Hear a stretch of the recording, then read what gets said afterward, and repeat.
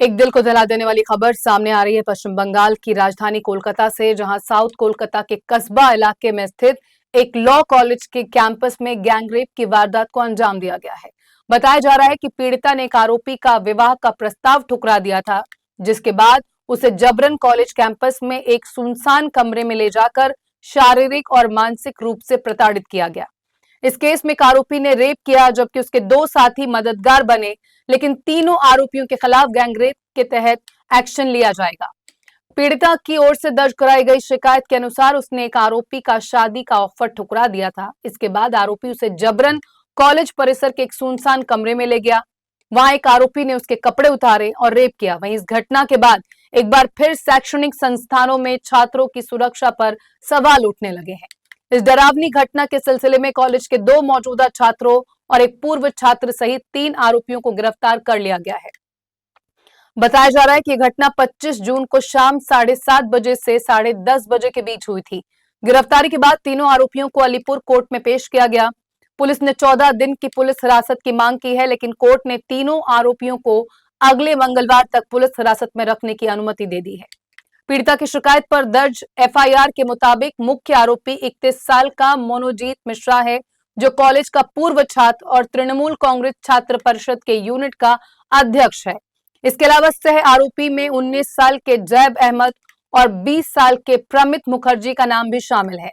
पीड़िता ने अपनी दर्द भरी दास्तां सुनाते हुए बताया कि उन्होंने मुझे यौन संबंध बनाने के इरादे से मजबूर करने की कोशिश की। मैंने इनकार किया और उन्हें कुछ भी करने नहीं दिया और पीछे धकेल दिया।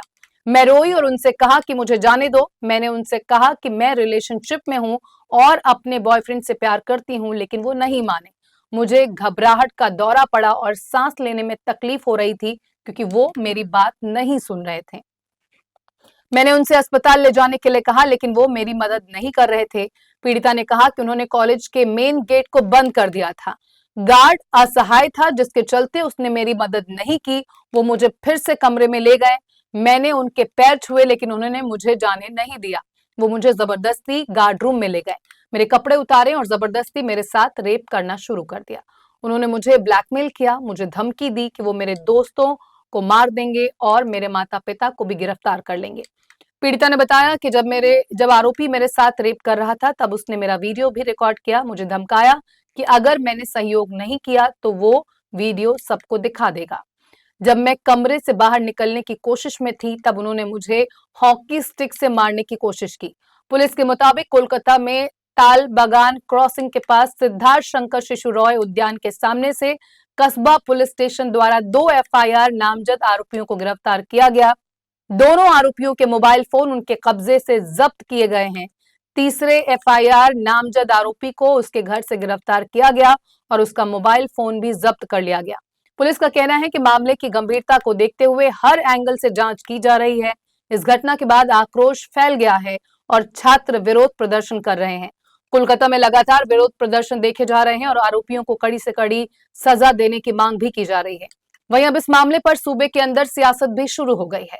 बीजेपी ने टीएमसी पर सवाल उठाए हैं, तो वहीं टीएमसी नेता की तरफ से भी बयान सामने आया है।